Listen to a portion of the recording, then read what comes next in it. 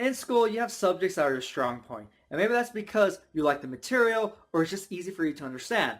But you also have those classes that are your weak points, that are just your weakest classes, and you struggle day in and day out. And no matter how long you try to understand the material, you just get more confused. Now for me, this was language arts. I could not stand that class because I had to read books I didn't want to read, especially Shakespeare. And also I had to write all these papers. I just hated it so much. So I tried to put at least the least amount of time towards that class. And this is what students do. Students that have this class they're really good at, that they like, they devote more time to that class than their weaker classes. But that's completely wrong.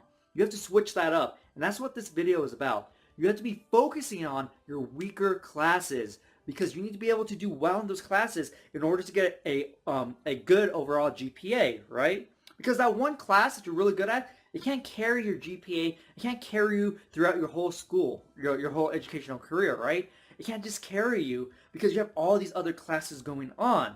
And if you fail one of those classes, or you have to redo it, or whatever happens, it's really going to hold you back. Especially when you have to start taking tests and finals, you're like, oh my god, I just spent like 20 hours trying to learn all this information for my weakest class because I was kind of pushing it inside the whole semester, the whole year.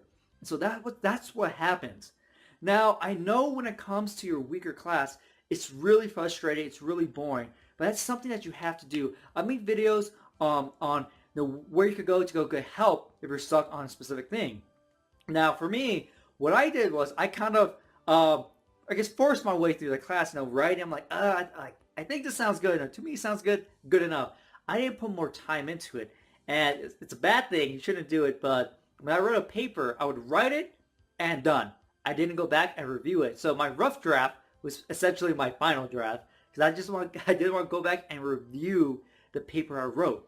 But even though I got straight A's through high school as a valedictorian and all that, I regretted not going back and actually focusing on these different classes that were my weaker classes. Biology was one of them. Okay, by far, biology. Because I felt like I missed an opportunity to learn something. Because maybe if I spent like an extra hour on my weaker subject, it could all click together. And maybe I would actually like to go into that class, like learning that information. And so you don't know really until you actually start focusing on your weaker classes.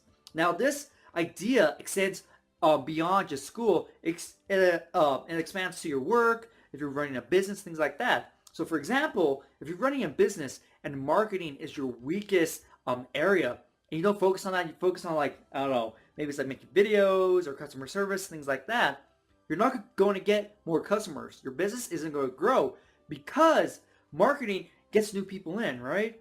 And so what you have to do is you have to spend more time on marketing than these other areas because you're good on these other areas, but marketing is your weak point. So you have to study more, you have to practice a lot harder, you just have to do what you need to do in order to get your weakest subject, your weakest area, until probably average or good.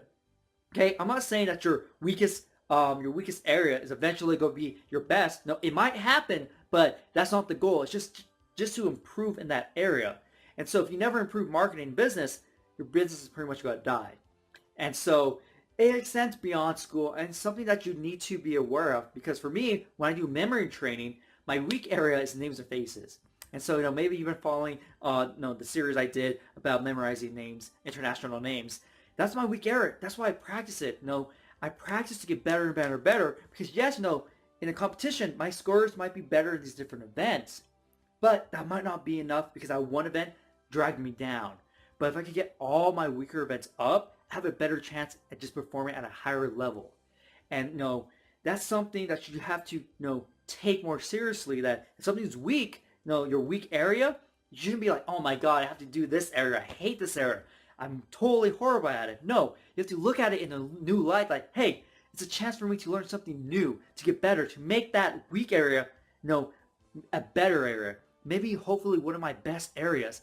And that's what you need to do, especially in school. I know you have all these subjects going on and you have all this homework. Maybe the weak area takes 10 times longer than your best subject. That's something you just have to put up with because eventually you're going to lift it up. And then when you get better at identifying why an area is weak, then when you face that problem in the future, you're going to know how to solve it already.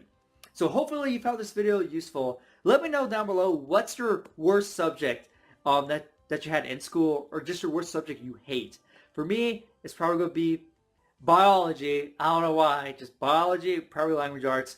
Those two are always going to be there for me because I just did not like them at all. So let me know down below what you think, and I'll see you next time. Subscribe to my channel for more videos on memory techniques, how to do better in school, memory challenges, updates, and much more. Also remember to click the notification bell so you know when I upload a video. You can follow me on Facebook and Twitter. The links are down below in the description.